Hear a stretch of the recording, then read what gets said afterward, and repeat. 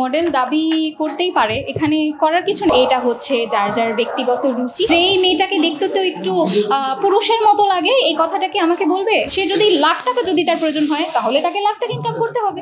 অবশ্যই উনি সুদর্শন, অবশ্যই উনি সুদর্শন। দেখুন আসলে কেন এই কোশ্চেনটা করা হচ্ছে সেটা আমি জানি। দেখুন আমি আমাকে কিভাবে প্রেজেন্ট করবো এটা হচ্ছে টোটালি আমার উপরে ডিপেন্ডেন্ট, আমার রুচি, আমার পছন্দ। তো এই সব কিছুর বাইরেও যদি আমরা দেখি মানুষ হিসেবে উনি সুন্দর, কারণ ওনার বিহেভিয়ার সুন্দর। আমি ওনাকে পার্সোনালি কাছে থেকে যতটুকু দেখেছি, একটা মানুষকে বিবেচনা করা উচিত তার ব্যবহার দিয়ে, তার প্রেজেন্টেশন দিয়ে, the way he Tux, the way he behave, মানে সবার সাথে যেভাবে উনি ট্রিট করে সেই হিসেবে যদি দেখি অবশ্যই উনি সুদর্শন। এটা হচ্ছে যার যার ব্যক্তিগত রুচি। যেটা বললাম যে আমরা মেয়েরা যারা আছি, ইনফ্যাক্ট আমি নিজেই আজকে ওয়েস্টার্ন পরে এসেছি। আপনারা দেখেছেন কিনা আমি জানি না, আমি শার্ট অ্যান্ড প্যান্ট ক্যারি করেছি। এখন কেউ কি আমাকে এসে বলবে যে এই মেয়েটাকে দেখতে তো একটু পুরুষের মতো লাগে, এই কথাটাকে আমাকে বলবে? বলবে না, কারণ যুগ যুগ ধরে এই চিরাচুরি তো নিয়মটা চলে এসেছে। এখন আমি একটা মেয়ে হয়ে যদি একটু স্মার্ট লাগার জন্য বা একটু কনফিডেন্ট ফিল করার জন্য যদি আমি একটা ছেলের মতো পোশাক আমি যদি পরি, তাইলে এটা তার অভিরুচি যে সে কি করবে, এটা তার স্টাইল অ্যাকচুয়ালি নিজেকে প্রেজেন্ট করা। এটা নিয়ে কথা বলার আমরা কেউ না। ভালো লাগবে তাকে দেখবো, ভালো লাগবে না এটা নিয়ে বিচার করার আসলে আমার কোনো ওয়েই নাই। কারণ আমার বিচার করার, আমি মনে করি যে এটা বিচার করার মতো ক্ষমতাই আমার না।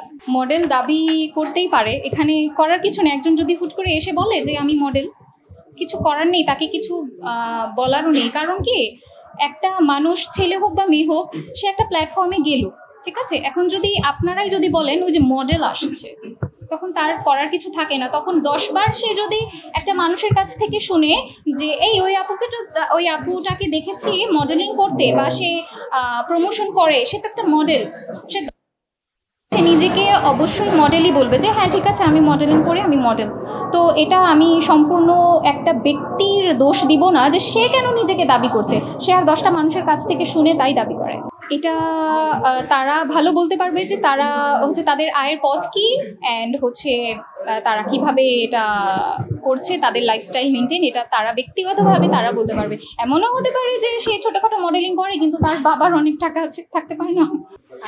গুণ যেটা থাকা লাগবে, সর্বপ্রথম হচ্ছে আমাকে ভালো মানুষ হতে হবে, আমার বিহেভিয়ার ভালো হতে হবে। কারণ যখন আমার বিহেভিয়ার ভালো হবে, একটা ব্র্যান্ড যে প্রোডাক্ট নিয়ে কাজ করার আগে আমার আগে হচ্ছে সেই প্রোডাক্টের যে ওনার, তাকে ডিল করতে হবে, ওনারের সাথে আমার ডিল করতে হবে। তো আমি যদি একটা ওনারের সাথে যদি আমি ডিল ভালোভাবে না করতে পারি, তাহলে আমি কাজটাও ভালোভাবে করতে পারবো না। অথবা ওই যেটাকে বলে প্রোডাক্ট নিয়ে ভালোভাবে কাজ না করা, বা যেরকমটা এক্সপেক্ট করে সেই এক্সপেকটেশন অ্যাকর্ডিং কাজ না করা, সেই ধরনের বিহেভিয়ার থাকলে হচ্ছে সর্বপ্রথম মডেল হওয়া যাবে না। সর্বপ্রথম আমার একজন বড় ভাই আছে, সুমন হোসেন ভাই। হ্যাঁ অবশ্যই উনি বহুদিন ধরে কাজ করেন, উনি অনেক সম্মানিত ব্যক্তি, আমি ওনাকে অনেক সম্মান করি।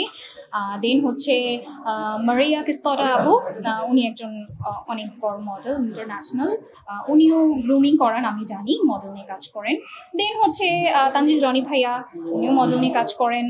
একটা মানুষের বেঁচে থাকার জন্য যতটুকু ইনকাম থাকা প্রয়োজন, এটা হচ্ছে মানুষের লাইফস্টাইলের উপর ডিপেন্ড করে। একটা মেয়ে বা ছেলে বোথ যদি মাসে যদি 50,000 টাকা যদি স্পেন্ড আউট করে, তাহলে তার ইনকাম থাকতে হবে 50,000 টাকা। সে যদি লাখ টাকা যদি তার প্রয়োজন হয়, তাহলে তাকে লাখ টাকা ইনকাম করতে হবে।